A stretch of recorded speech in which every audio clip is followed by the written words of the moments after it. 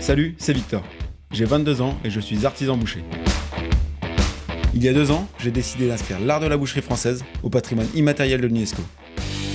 Pour cette 3e saison, je ferai le tour de France à la rencontre d'artisans passionnés qui font vivre l'art de la boucherie française.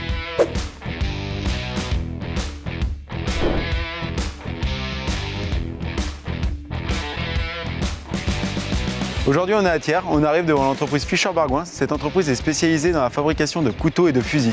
Et aujourd'hui, on va rencontrer Lionel Reynaud, le patron de cette entreprise familiale. Bonjour Lionel. Bonjour Victor.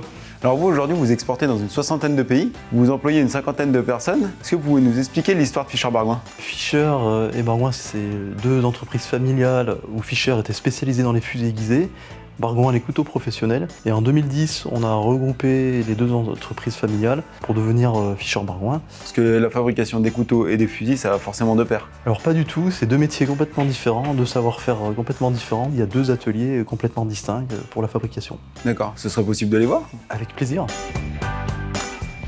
Alors là, Lionel, on est dans l'atelier réservé à la coutellerie. Exactement. Alors moi, ça m'a toujours intéressé de savoir comment fabriquer un couteau. Alors donc on commence par le découpage. Donc on vient estamper la lame, lui donner sa forme définitive.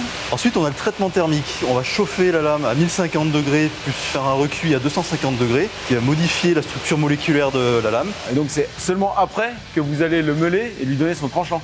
Exactement. Donc après on va passer à l'émouture où là on va faire le biseau, la forme, le tranchant du couteau. Et après, on partira à la plasturgie pour mouler le manche et donc lui donner sa forme définitive. Voilà. Moi, ce que je te propose maintenant, c'est qu'on aille voir aussi l'atelier des fusils.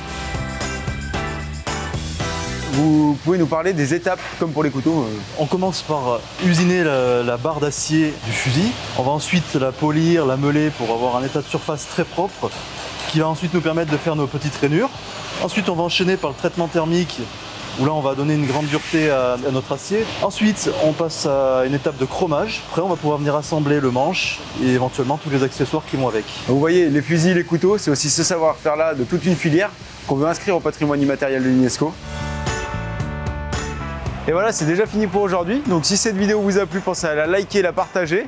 On se retrouve au prochain épisode à Verrières en Anjou près de Angers pour retrouver Camille Lévy et Arnaud Lefort qui ont décidé de reprendre une boucherie.